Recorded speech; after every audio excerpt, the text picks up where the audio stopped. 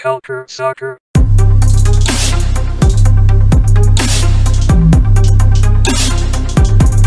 Culture Soccer. Bonsoir tout le monde et bienvenue à ce nouvel épisode de CS à l'érable, le podcast 100% sur le soccer canadien et l'actualité du soccer canadien. Écoutez, aujourd'hui, Adi Raphaël, je suis à l'animation aujourd'hui. Je suis rejoint par mes amis Daniel Cameron et Alex Rupert. Ça fait tellement longtemps qu'on ne s'est pas retrouvés tous les trois ensemble et je pense qu'on avait hâte de se revoir. Daniel, comment tu vas aujourd'hui? Salut Hadi, ça va bien, merci. Et toi? Ça va super bien, super bien. Et toi, Alex, est-ce que tu es en forme aussi? En forme pour la soirée des retrouvailles. La soirée des retrouvailles, la belle soirée des retrouvailles, ça va être extraordinaire. En tout cas, ça va péter dans tous les sens. Commençons en premier par la nouvelle de la semaine, la grosse nouvelle avant de parler des résultats et de tout ce qui se passe autour. Le congédiement de Rob Gale, l'entraîneur de Valor FC, qui est remplacé par nul autre que le frère de Marc Dos Santos, Philippe Dos Santos. Gros branle-bas de combat du côté de Valor FC et de Winnipeg. Est-ce que tu t'y attendais, Daniel Cameron? Ben, je m'y attendais à ce que ça arrive un jour. J'aurais aimé que ça arrive plus tôt, mais il y avait comme une certaine immunité que je ne comprenais pas autour de Rob Gale. Là, le timing, je le trouve un peu particulier. Oui, les résultats... Je sais pas, peut-être que la défaite contre Forge en championnat canadien, c'était peut-être la goutte qui fait déborder le vase. Là. J'ai beaucoup de difficultés à comprendre le timing parce que je vois pas qu'est-ce que quelqu'un d'autre va apporter à cette équipe-là. C'était pas juste un... Tu sais, oui, l'entraîneur avait sa part parce qu'on voyait des choix particulièrement particuliers. Mais il y a quand même une partie qui lui incombe pas, les joueurs qu'on lui a mis sous la main, le fait que plusieurs joueurs étrangers n'ont pas pu rentrer au Canada. Donc, je trouve que c'est un peu... j'aurais aimé mieux qu'ils attendent avant la fin de la saison, mais peut-être qu'ils espèrent faire un électrochoc pour se qualifier en série. Ben, il faut dire que l'année passée, c'était très compliqué pour Valor FC. On en avait parlé quand on a fait notre fin d'année, notre bilan de fin d'année l'année passée. Ça a été très, très compliqué. L'année d'avant aussi, ça a été très, très compliqué. On ne comprenait pas comment Rob Gale était encore en place. Bizarrement, Alex Rupert, on a comme l'impression que cette année, écoute, Valor a quand même très, très bien commencé la saison. Il faut dire qu'effectivement, ils avaient la bulle chez eux à Winnipeg. Il ne faut pas oublier ça. Par contre, on sentait qu'il y avait de belles choses en place. Après, bon, ils ont malheureusement eu une série de mauvais résultats. Ils se retrouvent quand même 5e au classement actuellement avec 23 points, donc juste à 3 points de York United et la 4e place pour les playoffs. Comme l'a dit un peu Daniel Cameron, Alex, est-ce que tu trouves que le timing est un peu bizarre, sachant que cette équipe-là n'est pas si mauvaise que ça quand même? Oui, mais il faut aussi comprendre que c'est une tendance. C'était vraiment une tendance à la baisse. Puis je pense que j'avais vu quelque part, ils ont seulement gagné 2 matchs depuis la bulle. C'est horrible. Puis oui, Valor a très bien fait à la maison dans la bulle, mais tu perds Andrew Jean-Baptiste et ça va complètement détruire le schéma de ton équipe.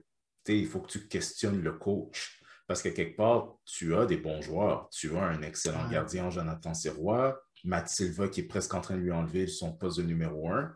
Tu regardes, il y a du talent dans cette équipe-là. Pourquoi ça ne marche pas sur la route? Pourquoi ça ne marche pas en dehors de la bulle? Puis si vraiment cette équipe-là est l'histoire d'un joueur, c'est qui le responsable? C'est la personne qui a construit le club. Le timing est étrange parce que je pense que les dirigeants du club croient aux séries éliminatoires. Peut-être que Philippe Dos Santos est la solution, mais c'est peut-être pour calmer les fans. Mais même là, les fans adoraient Rob Gale, puis son contrat se terminait à la fin de la saison. Donc, le timing est étrange. Je dois t'avouer, je suis surpris parce que j'ai toujours questionné à quel point, puis ça, c'est juste sa vie personnelle, à quel point que les dirigeants du club étaient vraiment, voulaient vraiment leur volonté de gagner à ce point-là, mais disons, cette décision vient de nulle part, puis je pense qu'ils sont vraiment sérieux pour les séries. Oui, exactement. Parlons un peu de Philippe Dos Santos. Moi, je vais vous parler un tout petit peu de ce que je sais. J'ai eu la chance de le rencontrer lorsque je faisais mes diplômes d'entraîneur quand j'étais plus jeune à Soccer Québec. Lui, il était là dans une des épreuves que j'ai dû passer. C'est quelqu'un qui a quand même beaucoup d'expérience, qui a fait partie du Soccer au Québec pendant très, très longtemps. Il vient à peine de quitter ses fonctions du côté des Whitecaps de Vancouver aux côtés de son frère, Marc Dos Santos. Ça reste quand même, oui, c'est peut-être son premier travail en tant qu'entraîneur-chef d'un club professionnel, mais quelque part, ça reste quand même un pari sur l'avenir, mais pas vraiment un pari parce que c'est quand même quelqu'un qui a été dans un environnement professionnel en étant assistant du côté des Whitecaps. Tu en penses quoi de cette nomination, Daniel Cameron? Ben, j'ai trouvé, ça m'a vraiment surpris. Euh, je pense, je l'ai vraiment pas vu venir. Je sais que c'est comme tu as dit, il est avec les Whitecaps, c'est le frère de Marc Dos Santos. Puis les deux ont dû quitter l'organisation il y a quelques mois. J'aurais pu s'imaginer Marc qui aurait pris le poste que Philippe, pour de vrai. Après ça, peut-être que ses émoluments sont trop importants pour la Ligue et Philippe, lui, était prêt à prendre un club. J'ai plein de théories là-dessus, mais comme je l'ai mentionné sur Twitter aujourd'hui, c'est le premier Québécois entraîneur-chef d'une équipe de Canadian Premier League. Donc, c'est arrivé avant un club au Québec. Oui, ben c'est ça, exact. C'est aussi une très bonne stat que tu viens de donner. Alex Rupert, de ton côté, est-ce que tu as quelque chose à ajouter par rapport à cette nomination? Toi aussi, tu as été surpris comme Daniel? Oui et non, puis ça va sonner comme une contradiction parce que tout à l'heure, je disais que je questionnais un peu la volonté du club de vraiment foncer avec le projet, que c'était peut-être juste pour remplir des dates dans le calendrier. Puis ça, c'est quelque chose qui circulait beaucoup sur les médias sociaux. Tu regardes le stade, c'est à peine si tu vois le symbole de Valor nulle part. Si tu fais la comparaison avec comment Forge ont vraiment intégré la culture de foot dans leur stade. Mais je pense que c'est un changement de cap. Parce que Rob Gill vient, tu sais, il a travaillé pour Soccer Canada, puis il était plus dans le développement des joueurs, puis tu voyais que Rob Gill, il avait quand même une personnalité assez flamboyante, puis sur les médias sociaux, puis sur One Soccer. Mais je pense qu'en amenant Philippe Dos Santos, qui provient d'un milieu comme les Whitecaps de Vancouver, je pense que les dirigeants du club, le propriétaire aussi des Blue Bombers de Winnipeg dans la Ligue canadienne de football, Ballon Oral, je pense qu'ils veulent professionnaliser le club plus que rester dans le côté, bon, on développe, puis on est cute, puis on est drôle. Je pense que le gars, il était comme, OK, ça suffit. Je pense que c'est le temps d'être sérieux. On va aller chercher quelqu'un qui provient d'une culture professionnelle, sérieuse, Ouais. avec, comment dire, avec du galon, puis on va professionnaliser le club, puis on va essayer de se faire prendre au sérieux, puis devenir une grosse organisation, parce que la machine en arrière de ce club-là, c'est une grosse machine. Les propriétaires ont de l'argent, l'organisation a beaucoup d'argent, puis ils veulent que ça se reflète à travers toutes les aventures ou tous les business de cette organisation.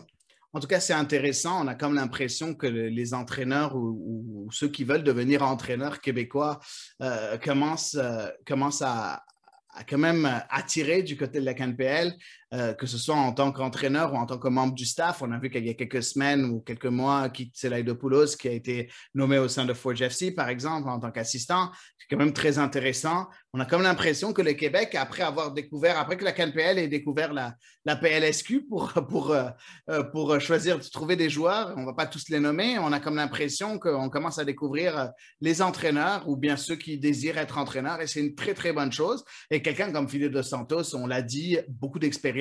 Il vient tout juste d'être démis de ses fonctions du côté des Whitecaps de Vancouver en tant qu'assistant à son frère Marc Dos Santos. Donc, on est en train d'amener quelqu'un qui a connu l'environnement professionnel, comme l'a dit Alex Rupert un peu plus tôt. Donc, bref, ça va être intéressant. Ce qui est aussi intéressant, c'est qu'il y a beaucoup de joueurs québécois du côté de Valor. Ça va être intéressant de voir comment ils vont se développer. On retient, bien évidemment, ceux prêtés par le CF Montréal, comme Jonathan Sirois, comme Sean Rea, par exemple. Ça va être intéressant, des joueurs qui sont peut-être francophones, comme Andrew Jean-Baptiste, par exemple, qui est francophone. Ça peut aider aussi. Hein? Donc, voilà. On va voir, on va suivre ça de Jean-Baptiste, près. Jean-Baptiste, est-ce qu'il parle français? Parce que je sais il est né aux États-Unis. Je sais qu'il joue pour l'équipe nationale haïtienne, là, mais il a vécu toute sa vie aux États-Unis, là. Ben, je serais surpris que tu joues pour l'équipe nationale haïtienne et que tu ne parles pas français. Bon, après, Ouais. je peux me Est-ce tromper. que Philippe, il parle bien français? Parce que je sais que Marc, Ben c'était oui, pas fameux. je te dis, il travaille à Soccer Québec. Donc, Ouais. Parce que Marc, quand il était impliqué au soccer québécois, c'était pas fameux, là, je me rappelle dans le temps. Désolé là, pour la petite parenthèse. OK, ben, je sais pas. Non, les deux parlent bien français. Marc Dos Santos parle quand même très, très bien français. Il fait des entrevues en français, il n'y a aucun problème, là. Voilà. Donc, voilà pour ce qui est de Valor FC. Ça va être intéressant. Ça va être intéressant le reste de la CanPL, je trouve. Ça va être, je pense que ça va rehausser le niveau encore une fois de la CanPL. Puis Valor va vraiment aller se battre pour cette 4e place. On le sait qu'il y a entre York, Valor et les Halifax, même Edmonton, qui n'est pas complètement décroché, ben, ces équipes-là peuvent aller encore chercher cette 4e place, même si on s'entend que ça va être un peu plus compliqué pour Edmonton quand même, là, mais c'est possible. C'est possible. Je pensais que ça allait être Alan Koch qui serait renvoyé en premier. Finalement, c'est C'est pas ça que le j'allais cas. vous dire. C'est ni Alan Koch, ni notre ami Jim Brennan, parce que là, on est rendu quand même au 3e entraîneur congédié en CanPL. Ben, entraîneur qui a quitté, hein. Que, il y a eu Sybil Bauer, il y a eu notre ami Dans l'histoire, tu veux dire, pas Paulus. cette année. C'est le Oui, premier oui, cette oui, année. oui, oui, dans l'histoire, oui, pardon. Ouais, ben, c'est OK. un par année, là, pour l'instant. On n'a pas une mauvaise moyenne dans la ligue. Mais en tout cas, on a déjà, on fera des paris à la fin de la saison pour le prochain. On verra. Ben, on peut commencer à le faire dès maintenant. En tout cas, ça, c'est sûr. Passons au match. On a eu plusieurs matchs, plusieurs compétitions. On va commencer en premier par la compétition continentale, la CONCACAF League, où Forge FC, encore une fois, le représentant de la CNPL, se battait contre le club d'Independiente de la Chorrera, un club quand même qui est très bon, qui avait, je pense, avait sorti Toronto FC à un moment donné de la Ligue des Champions. C'est un club panaméen qui est quand même assez bon. 0-0 entre Forge FC et Independiente à domicile à Hamilton. Alex Rupert, qu'est-ce que tu as pensé de ce match-là? Quelle leçon peut-on tirer de ce match-là? Ça a été difficile pour Forge. C'était difficile, sauf qu'il y a quand même un point positif. Puis le point positif, c'est que si tu es capable d'empêcher l'équipe qui te visite de marquer un but sur la route, au moins c'est la moitié du travail qui est fait. On sait que Forge a l'expérience de jouer en Amérique centrale et de marquer des buts sur le terrain adverse, et ils l'ont fait au Panama contre les puissants Taureaux. Donc, au moins, ça, c'est le point positif. C'est sûr que sur la route, si ça tombe mal, tout le monde va se rappeler du penalty manqué de Daniel Crutzen. Ouais. C'était un penalty qui était assez faible. Il manquait de conviction. C'est dommage parce que c'est un bon tireur de penalty d'habitude. Ouais, il ne rate pas d'habitude. Fait que c'était un peu dommage. Puis ce match-là, c'est quand même l'histoire de deux demi. La première demi, tu vois que les deux équipes se cherchaient. Défensivement, il y avait quand même des lapsus entre Dominique Samuel puis Daniel Crutzen qui ont dû sauver les meubles en se débarrassant du ballon ou en sauvant Tristan Henry à cause qu'il y avait des joueurs qui n'étaient pas marqués. Tristan Henry, c'est le jour et la nuit avec lui, qui a connu quand même un très bon match, qui a fait des bons arrêts clés. Mais en deuxième demi, ce qui est bien, c'est que Bobby Smyrnius, il a fait un gros changement tactique, il a fait plusieurs changements, et tu voyais que Forge était beaucoup plus précis dans ses passes, trouvait les lignes de passe, était capable de faire bouger la structure de l'équipe qui visitait, de Independiente, et on repérait les coéquipiers plus facilement. Et les passes devenaient de plus en plus courtes. Et c'est finalement l'adversaire qui commençait à courir après le ballon.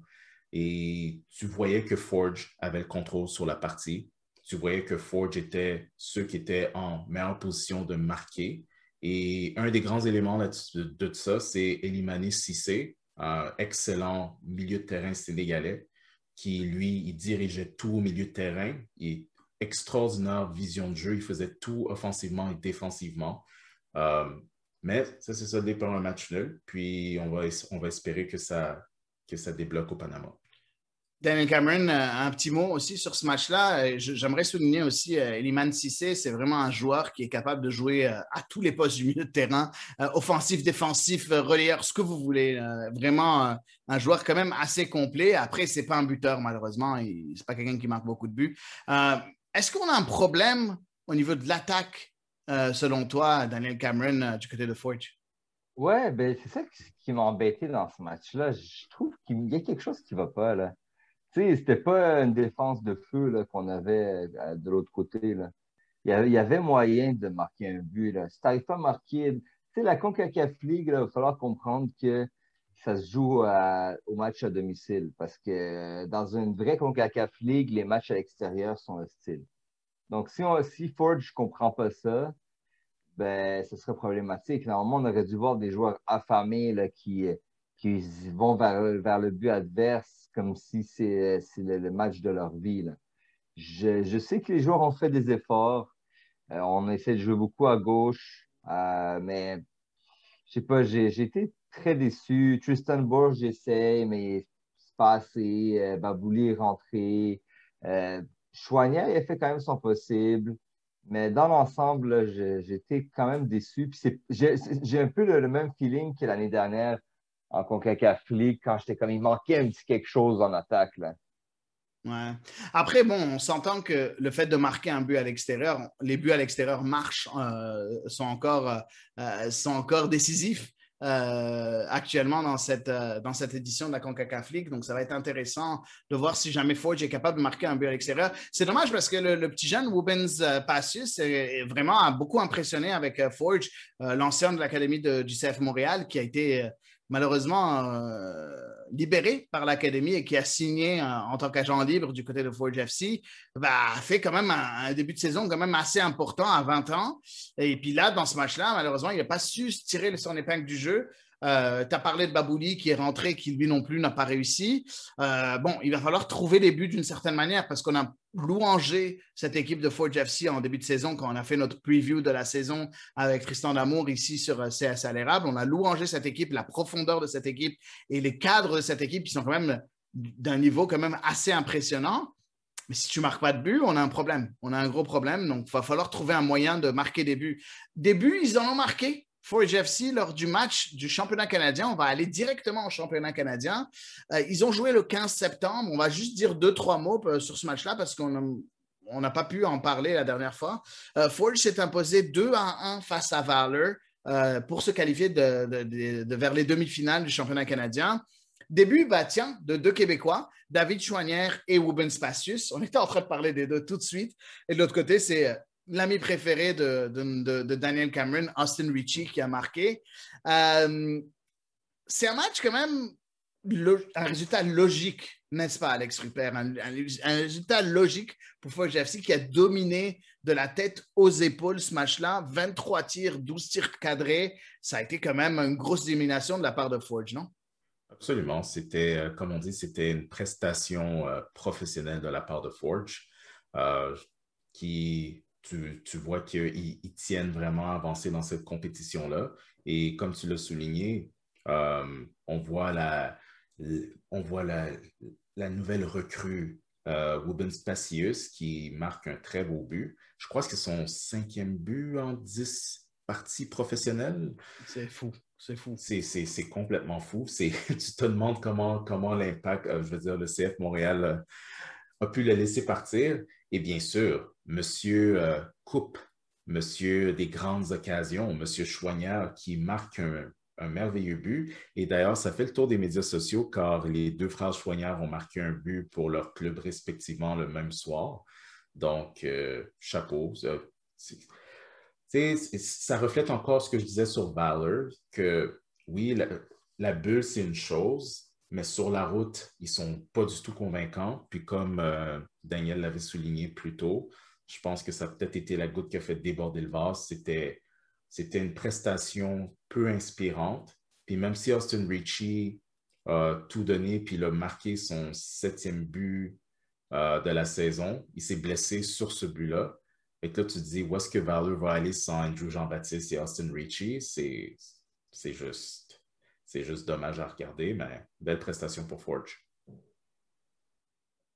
Effectivement, Sinon, de mon côté, comme tu l'as mentionné, je pense que c'était un peu la fin pour Valor avec ça.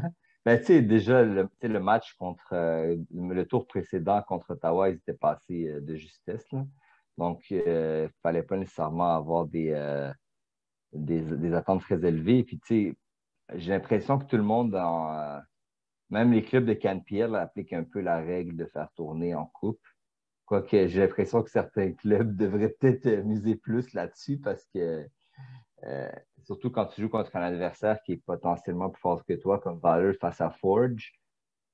Et pour Valor, c'est un choix à faire. Est-ce qu'on vise la 4e place en CanPL ou on vise de passer au prochain tour en championnat canadien? Là? C'est un choix difficile, mais on voit clairement qu'il y a un manque de profondeur du côté de Valor. Je comprends qu'il y a des blessures, je comprends qu'il y a eu les joueurs étrangers qui n'ont pas pu rentrer au Canada. Mais même là, il y a clairement un problème au niveau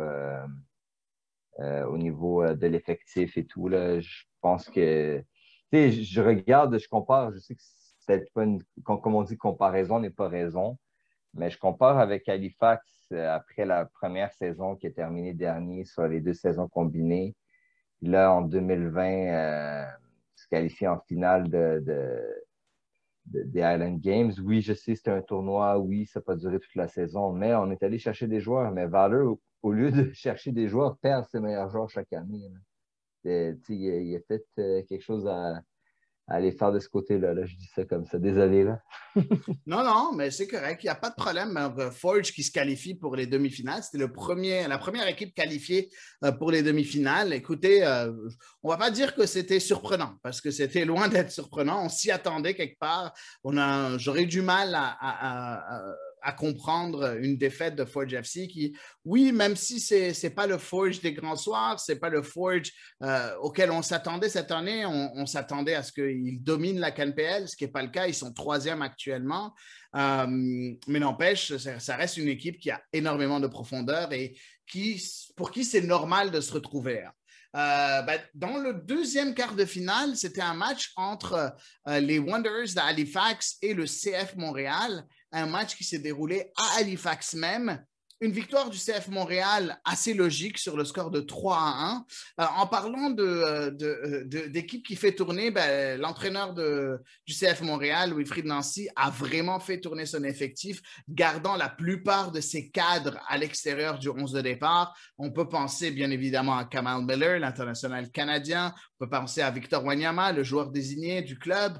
On peut penser à Joaquin Torres, l'Argentin. On peut penser aussi, bien évidemment, à Mathieu Chouanière qui n'était pas là aussi, qui est devenu de plus en plus important dans cette équipe. On peut penser à Romel Kyoto qui n'était pas là non plus. Bref, on peut en nommer plusieurs. Est-ce que c'est quelque chose qui a surpris de voir une équipe de Montréal se présenter avec une équipe quand même complètement remaniée? Est-ce qu'Alex Rupert, c'est quelque chose qui t'a sauté aux yeux? oui, parce que j'ai toujours, puis je vais être constant là-dessus, j'ai toujours dit que c'était à vos risques et périls de faire tourner l'alignement comme ça contre un club CPL, parce que je pense que dès la première année, la CPL a démontré qu'ils sont capables de rivaliser puis de vous surprendre. Donc, voir Montréal faire ça, ça a pris du guts. Puis je savais que Montréal était grand favori, mais ouais, c'était toute une surprise. Daniel Cameron? C'était prévisible vu le calendrier chargé. Puis de toute façon, Halifax aussi a fait tourner quand même. Là, il y a eu le gardien d'ailleurs, que j'étais vraiment surpris que c'était Basket qui allait être le titulaire. Là. Je pense que il y a comme tous les clubs de Canadian Premier League essaient de faire jouer leur deuxième gardien Pas vraiment. en Il a Asia été titulaire lors du dernier match de CanPL juste C'est avant. vrai, Donc, c'est vrai, c'est vrai. C'est vrai qu'il avait joué le match d'avant, parce qu'il faut dire qu'Oxner avait pas fait des super prestations ça va les mal pour dernières Oxner semaines. cette année. Ouais. Ouais, donc, c'est normal à un moment donné. On a discuté la semaine passée avec Audrey, là. Est-ce que c'était le moment de faire jouer basket contre un club de MLS? Je sais pas. Mais pour le CF Montréal, j'étais surpris que on n'a pas gardé des game changers, comme on dit, sur le banc. Là, j'aurais peut-être ramené Kyoto, Mihailovic sur le banc pour changer le cours du match si nécessaire. Surtout qu'il y avait quand même déjà beaucoup de Canadiens pour respecter le quota. Là. Ouais, en fait, en parlant de ça, et c'était mon prochain sujet, c'est très intéressant que tu amènes ça, Daniel Cameron. Notre ami Alex Rupert se plaint tout le temps des équipes qui ne font pas jouer des joueurs canadiens.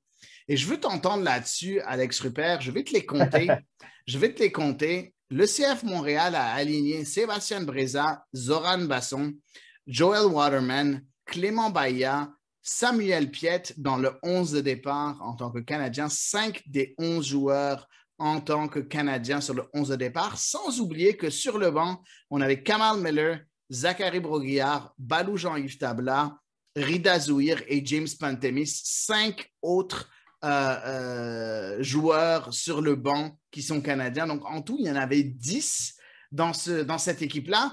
Combien c'est important et est-ce que ça te fait plaisir? Parce que moi, j'avais le sourire aux lèvres quand j'ai vu ça, moi. J'adore ça. C'est une coupe domestique, c'est une coupe canadienne. Tu dois faire jouer tes Canadiennes. Puis ma critique est beaucoup plus spécifique pour ceux qui ne jouent pas les Canadiens. Mais Montréal, c'est sûr qu'au courant des dernières années, on fait un bon travail de donner des minutes aux joueurs canadiens. Je pense que ça venait dans la logique, surtout avec un alignement des Wanderers qui est non seulement très, très canadienne, mais il y a beaucoup de Québécois dans l'effectif. Donc, ça fait du bien de voir que ça doit être bien pour le CF Montréal de savoir que les joueurs d'ici peuvent aller remporter un match comme ça. C'est tout à leur honneur. Oui, effectivement. En tout cas, parlons de ce match-là. Daniel Cameron. Finalement, victoire du CF Montréal 3-1, mais ça a été beaucoup plus difficile que ce qu'on pensait. Beaucoup, beaucoup plus difficile que ce qu'on pensait, malgré le turnover de l'équipe montréalaise. Pendant la première mi-temps, c'était un peu du n'importe quoi. Les Wanderers à Halifax ont ouvert le score, par Corey Bent, qui marque jamais, mais qui a décidé cette fois-ci de marquer à la 27e minute. Un super but en plus, hein. Je dirais un peu de chance, mais non, ça n'a pas l'air de la chance, mais très, très, très beau but de la part de Corey Bent. Puis juste après, c'est là que Montréal s'est redressé un peu avec ce super but aussi pour le premier match de Matko Miljevic sous les couleurs montréalaises qui égalise. Tu regardes cette première mi-temps-là et on a comme l'impression que Halifax aurait pu créer la surprise, non? Il a fallu marquer un autre but. Je veux dire, c'était clair qu'ils n'allaient pas encaisser les attaques répétées des joueurs du CF Montréal sans se faire marquer, là. Surtout avec un gardien comme celui-là. Pour pas dire autre chose. Donc, je sais qu'on est très dur avec les gardiens de Campbell, mais c'est pour leur bien. Mais c'était évident qu'il y avait quand même beaucoup d'erreurs défensives. C'était clair que ça n'allait pas durer longtemps. Là. Je veux dire, c'était une question de temps.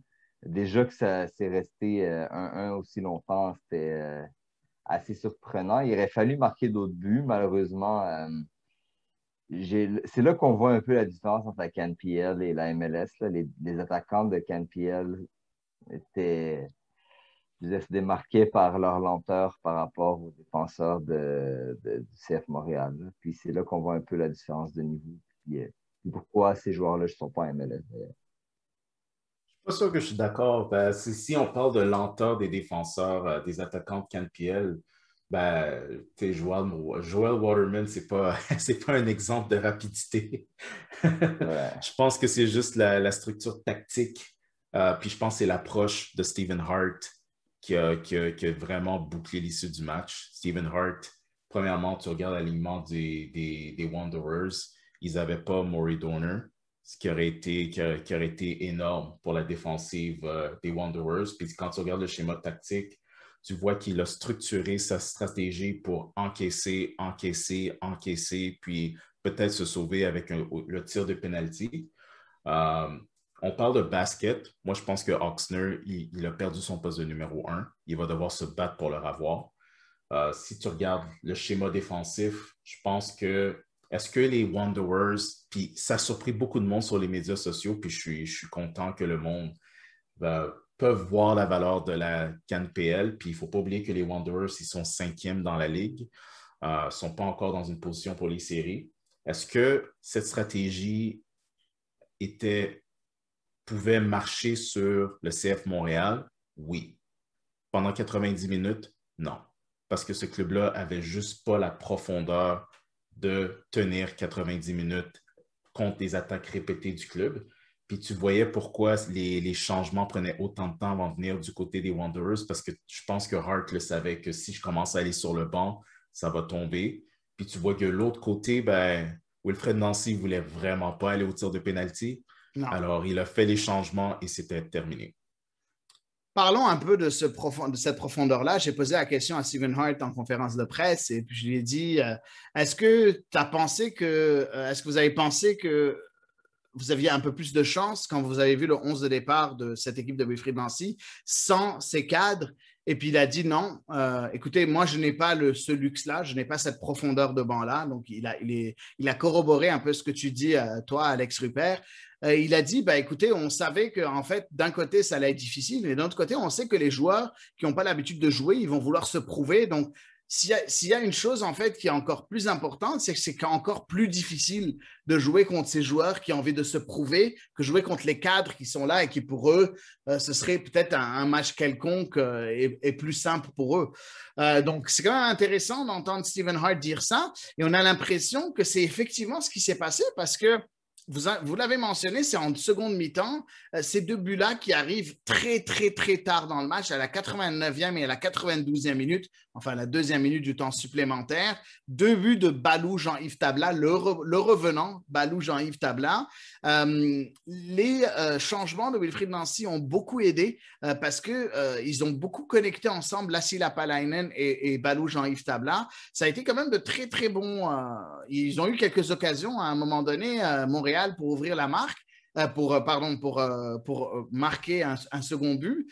Ça n'a pas été le cas. Du côté des Wanderers, ça a été très timide offensivement. Deux tirs cadrés, c'est tout le match. Aucun autre tir. J'ai trouvé qu'ils ont été très, très, très, très, très timides. Et si jamais on regarde, par exemple, le but de Corey Bant, oui, c'est un tir cadré, oui, c'est un but, sauf que c'est un but, on dirait en anglais un Hail Mary quelque part, hein? Une sorte de tir un peu venu de nulle part auquel tu ne t'attends pas, où il n'y a pas vraiment, c'est vraiment un effort individuel, rien de plus que quelque chose de construit ou quoi que ce soit. Mais on a l'impression qu'il y avait quand même un niveau d'écart entre ces deux équipes-là, malgré le manque des cadres du côté de Montréal. Et d'un autre côté, on a l'impression que Wilfried Nancy a joué toutes ses cartes avec son banc, en fait. Et c'est des deux joueurs de banc qui ont fait la différence. Daniel Cameron, est-ce que tu regardes un peu ce match-là et que tu dis pour Montréal, c'est le début de quelque chose de nouveau, vu qu'il y a eu des joueurs qu'on n'attendait pas qui ont pris le flambeau des joueurs qu'on attend d'habitude? Ben oui, c'est clair qu'on peut obligé de penser à Balou Tabla, Jean-Yves Balou Tabla qui renaît de ses cendres, mais les sceptiques diront que c'était contre un club de CanPL, puis c'est peut-être là à son niveau. Donc, j'ai hâte de voir. J'ai l'impression que ça pourrait être sa renaissance, mais il va falloir qu'il prouve lors des prochaines semaines. C'est sûr que Wilfried Nancy n'aura pas le choix maintenant de lui accorder un peu plus de temps de jeu. Et mine de rien, les deux buteurs, je sais qu'il y en a qui en ont déjà parlé, là, mais les deux buteurs de Montréal avaient joué avec l'équipe réserve récemment pour se remettre en forme. Donc, ça prouve aussi l'importance, que ce soit en MLS ou en CanPL, d'avoir ce genre de structure pour aider les joueurs à revenir en forme. Puis, par contre, on a vu d'autres joueurs aussi qui n'ont pas nécessairement, qui ont peut-être perdu des points, là, comme Maciel, Bahia, à la limite. Donc, c'est sûr que, comme on dit, il y a beaucoup de... Je sais que pendant le match, il y a beaucoup qui trouvaient que certains joueurs de Montréal n'étaient pas du niveau pour ce genre de match-là, même, entre guillemets, contre un club de CanPL. Oui, pour plusieurs personnes, effectivement, c'était difficile. Parlons un peu de Halifax, Alex Rupert.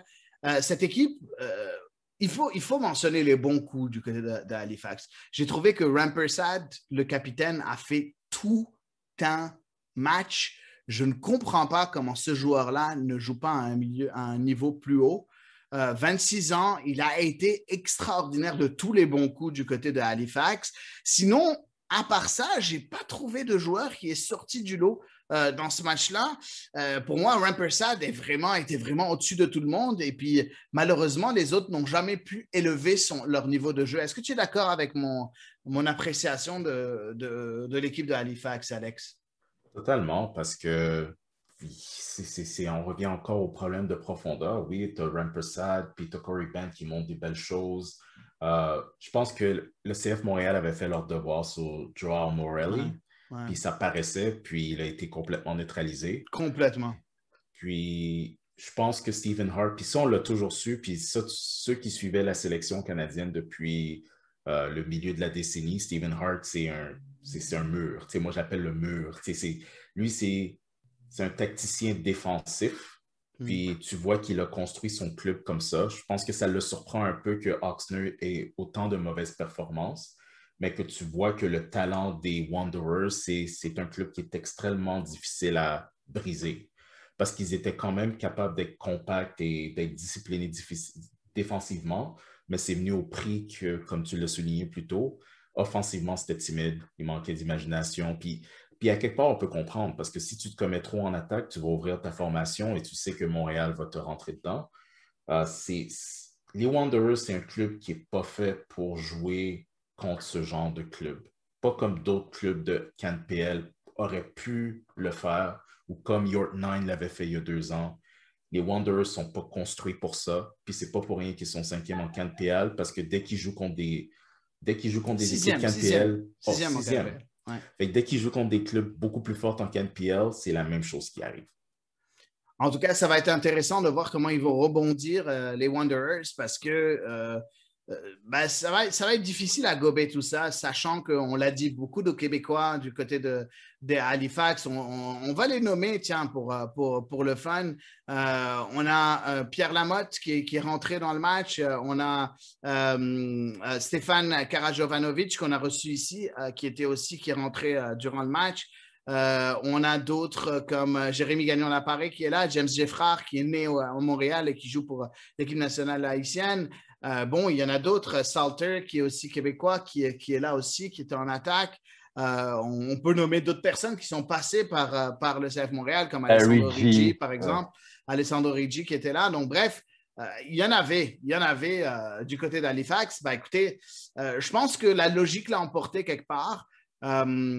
Faut voir maintenant si le CF Montréal va pouvoir se permettre de se priver de ses cadres le prochain tour parce qu'ils affronteront Forge FC et ça va être très difficile face à Forge FC le prochain tour. On attend le tirage au sort qui va se dérouler demain, le 24 septembre. Aujourd'hui, on est le 23 septembre, donc vendredi 24 septembre, le tirage au sort pour savoir c'est qui va recevoir, si ce sera Montréal ou ce sera Hamilton. Ça va être intéressant. Est-ce que vous pensez que juste comme ça, rapidement, sur cette demi-finale-là, est-ce que ça va être important de savoir qui va recevoir le match, quelle équipe sera à domicile? Alex Rupert, pour toi, ce serait quelque chose d'important ou pas vraiment? Pas vraiment. Je pense que Forge, ils ont développé l'expérience de jouer en terrain hostile. Je pense pas que ça fait une grosse différence pour eux, comment ils approchent le match, comment Bobby Spignolis va les préparer. Tout ce que je sais, c'est que faire rouler la rotation contre Forge, c'est à vos risques et périls. C'est pas quelque chose que je ferais. J'y penserais très, très, très longuement avant de faire ça. Daniel Cameron, est-ce que c'est ça, il faudrait vraiment faire attention à qui reçoit et qui se déplace ou aussi tu es du même avis qu'Alex, que ça ne changera pas grand-chose?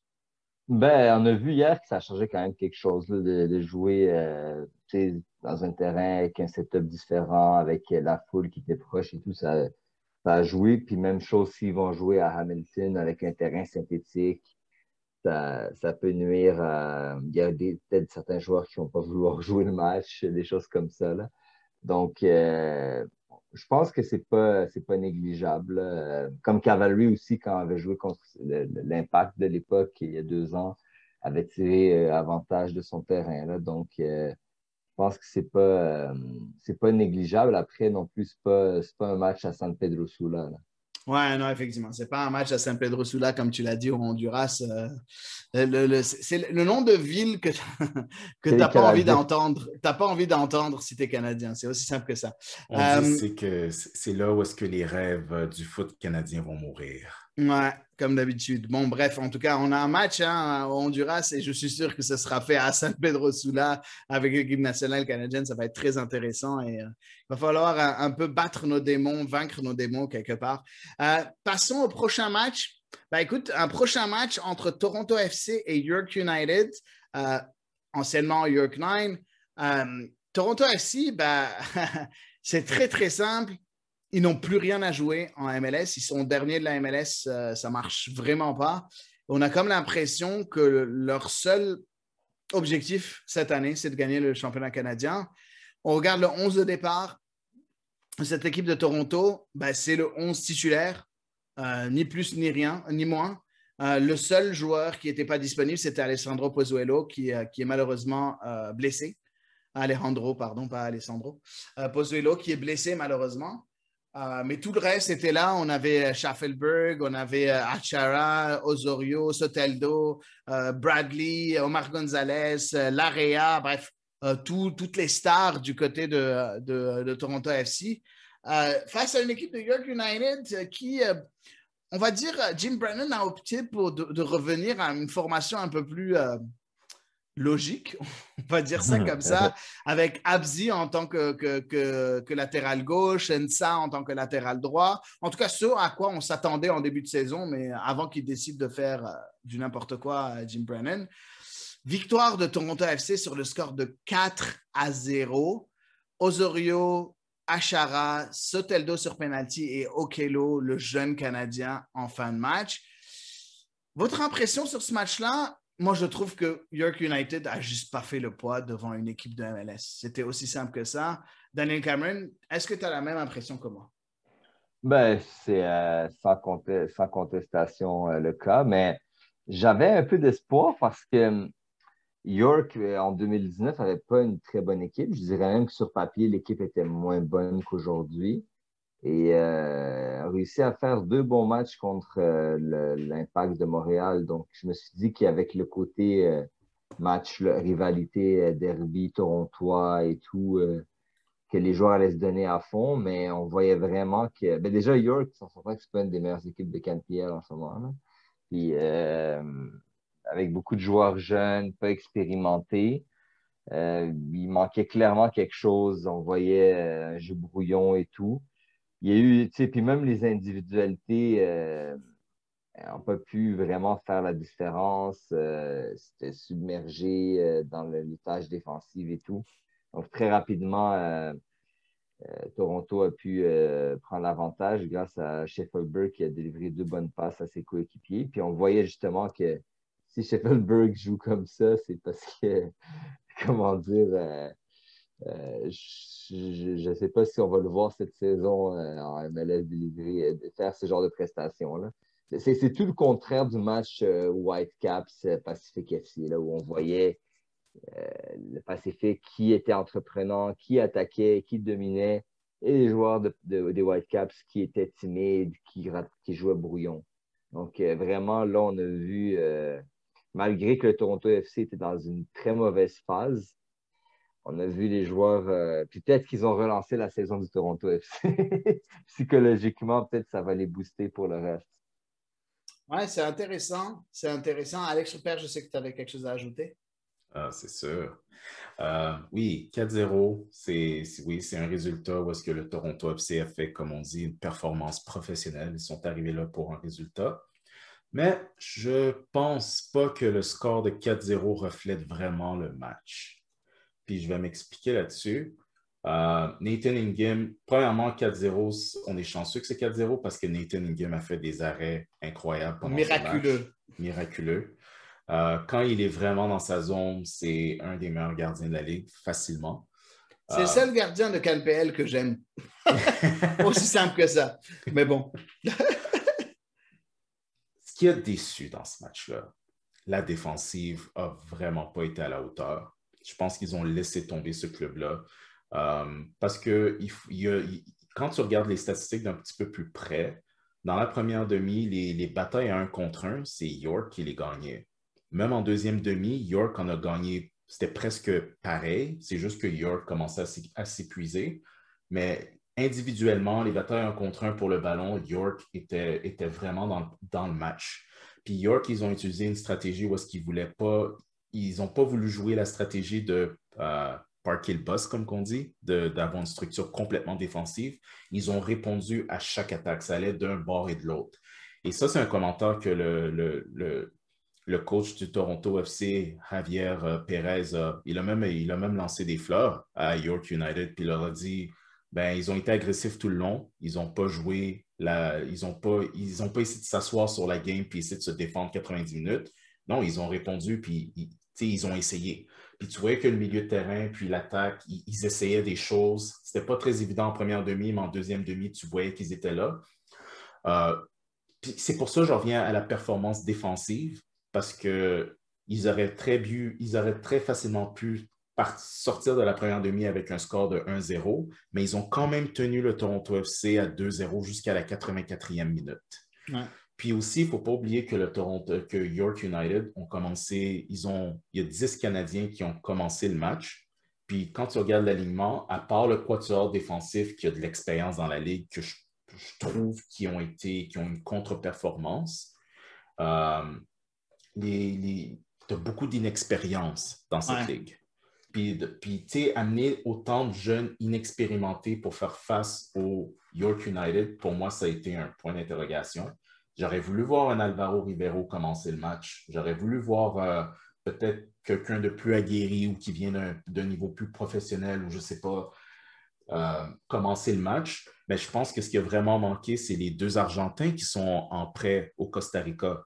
Qu'est-ce qu'un Lisandro Cabrera et Matteo Hernandez qui comptent au Costa Rica auraient pu apporter à York United contre un alignement comme ça du Toronto FC?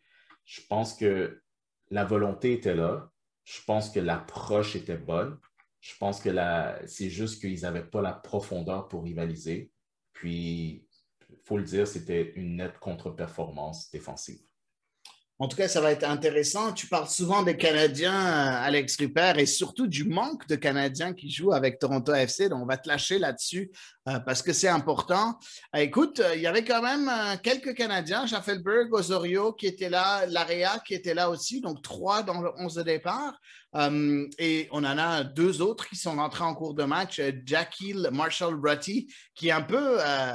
J'ai hâte de le voir évoluer, ce joueur-là, parce que c'est un jeune joueur qui semble avoir énormément de potentiel. Et Noble Ekelo, qui a marqué un but, son premier but sous les couleurs de Toronto FC.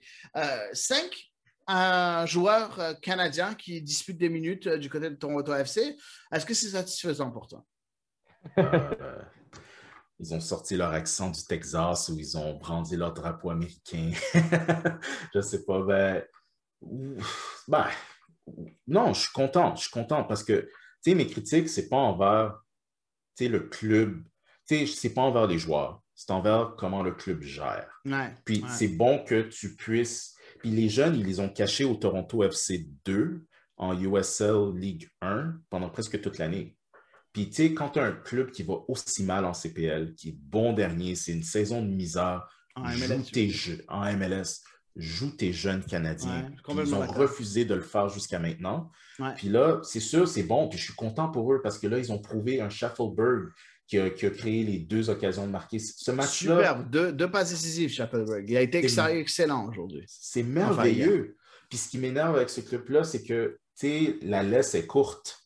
Tu sais, quand un Canadien ne joue pas comme qu'ils veulent, un match, ils tirent sur la laisse, puis tu ne le vois plus pendant 10 matchs, pendant que les autres, tu les laisses jouer. Mais au moins, c'est ce qui est bon pour le Toronto FC, c'est qu'ils vont être capables, ils savent que maintenant, on peut compter sur nos jeunes Canadiens pour faire la job dans le championnat canadien. Puis, je ne sais pas ce qu'ils vont faire pendant le reste de leur saison à MLS, c'est une saison perdue. Est-ce qu'ils vont jouer les Canadiens parce qu'ils n'ont plus rien à perdre pour les aguerrir pour le championnat canadien? J'espère que c'est ça qu'ils vont faire. On ne sait pas.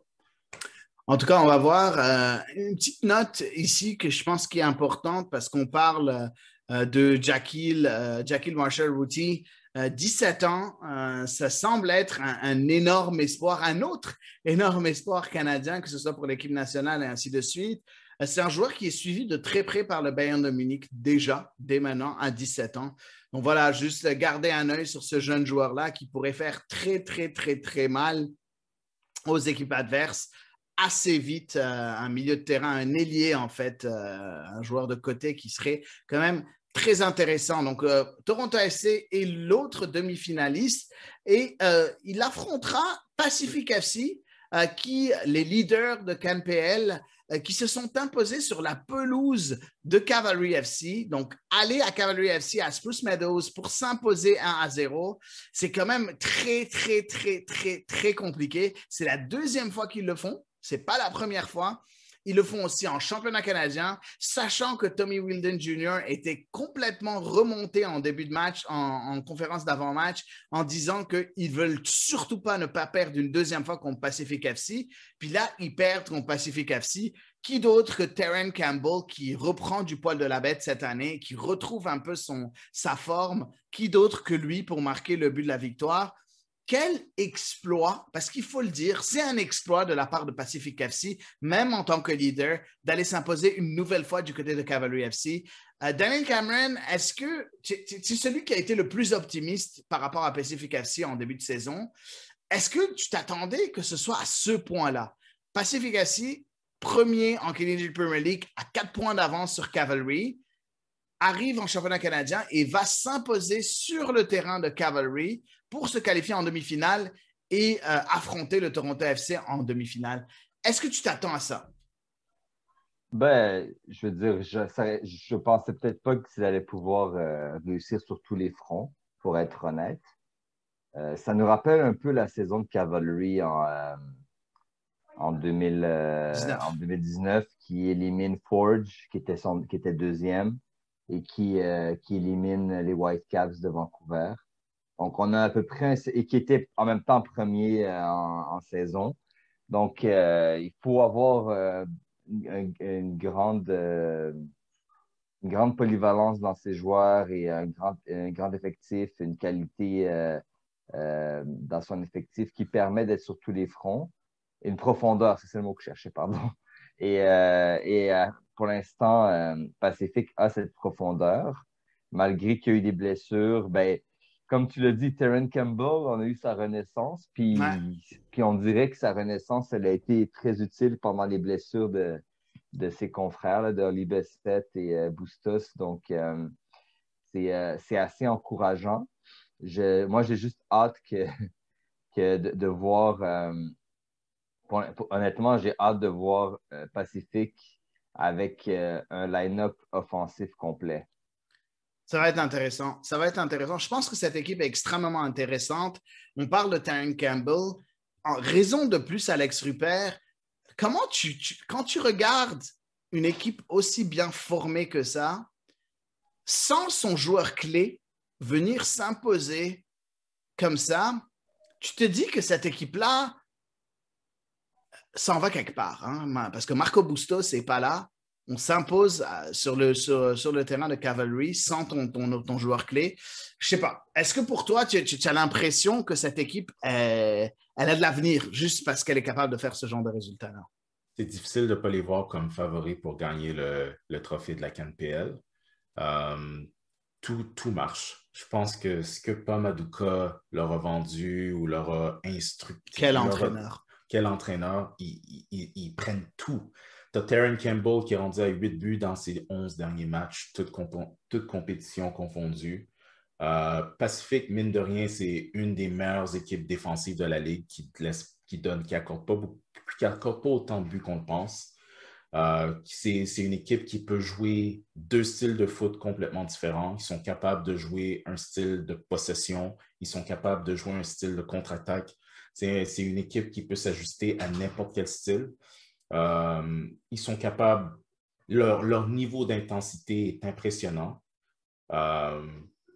Le Pacifique, c'est incroyable. Il ne faut pas oublier que Pacifique, Oli Bassett était sur le banc. Puis ça, c'est un joueur qui est très, très, très talentueux dans l'équipe. Vraiment. Comment ils ont été capables de contenir le Cavalry tout le match, c'est incroyable. Mais il ne faut pas oublier que le Cavalry non plus, ça n'a pas été un match parfait pour eux. Ils ont de la difficulté à compter. Mais comme tu dis, est-ce que le Pacifique s'en va quelque part? Moi, je pense qu'ils s'en vont en CONCACAF League l'année prochaine. Ah, ben, ce serait Puis, intéressant.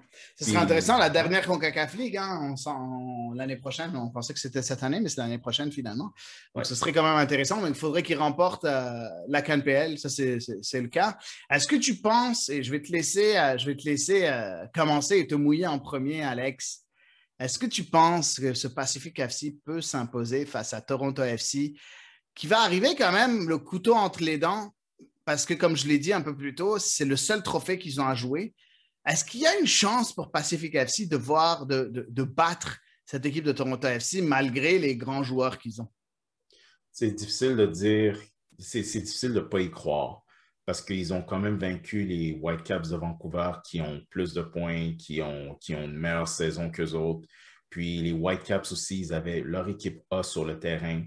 Puis le Pacifique les ont accueillis, ont répliqué coup sur coup et ils ont matché leur niveau d'intensité. Fait que c'est sûr que le Toronto FC va sortir en Lyon, mais je m'attends à ce que le Pacific FC soit capable de monter d'un cran. Puis ça, je l'ai dit souvent que la CanPL, puis ça, c'est ce qui fait son charme. Ça rappelle beaucoup les ligues d'Amérique centrale. Parce que les ligues d'Amérique centrale, c'est beaucoup des ligues à deux vitesses. Vous avez le bas de classement ou le milieu de classement vers le bas, puis vous avez les 1 ou 2 ou les top 3 de cette ligue-là. Puis tu vois vraiment que le top 3 de la CanPL, c'est une autre classe, c'est un autre niveau. C'est pas les Wanderers, c'est pas le FC Edmonton, c'est pas Valor.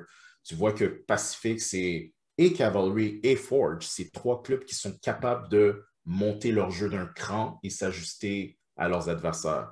Tu sais, on voit Forge le faire, puis c'est pour ça que je disais plus tôt, Montréal doit faire attention avec Forge parce qu'ils ont affronté des clubs qui allaient de façon routinière en Ligue des Champions jouer contre des géants et bien jouer. Et Forge est capable de monter leur niveau pour les matcher, pour les rivaliser contre eux.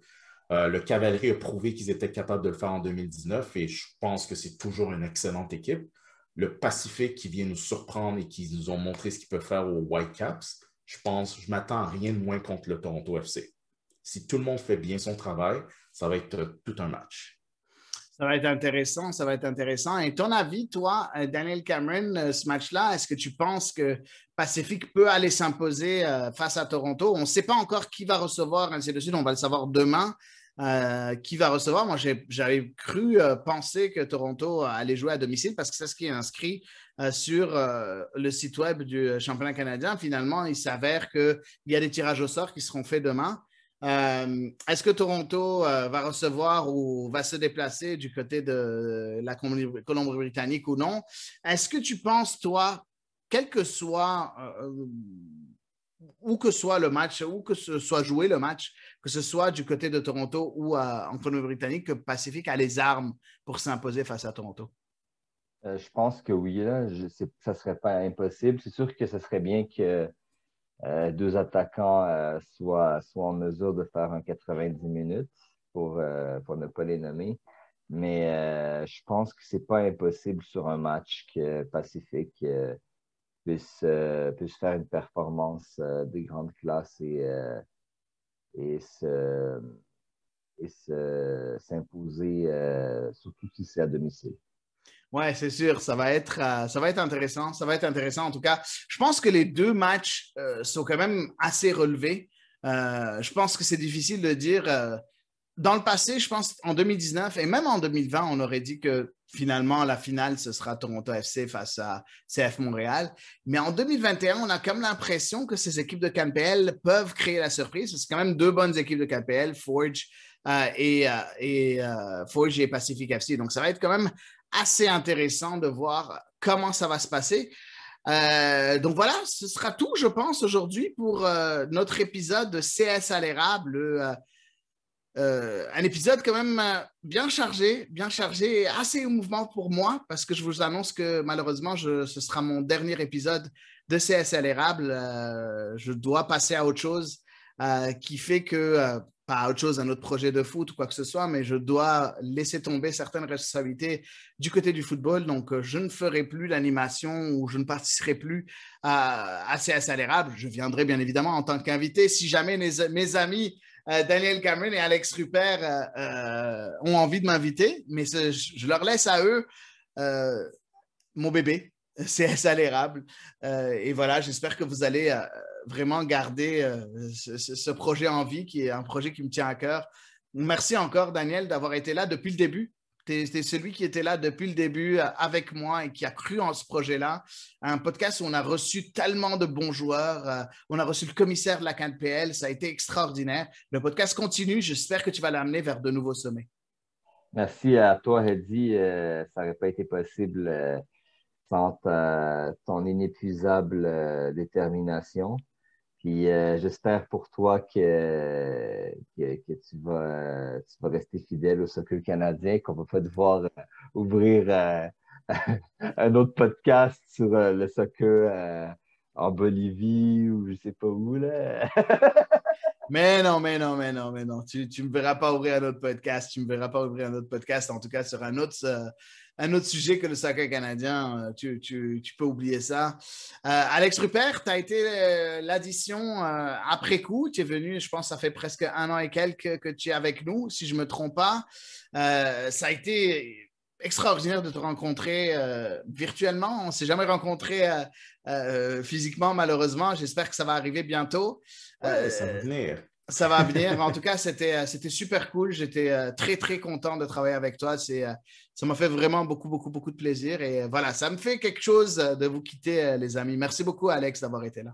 Oh, merci beaucoup de m'avoir accueilli au sein de l'équipe. Merci beaucoup d'avoir cru en moi. Puis, merci beaucoup de m'avoir un peu montré comment le tout fonctionnait. Et personnellement, c'est triste de devoir partir, mais je te souhaite tout ce que tu désires dans ta vie. Puis, je te souhaite juste le plus de bonheur, tout ce qui te rend heureux.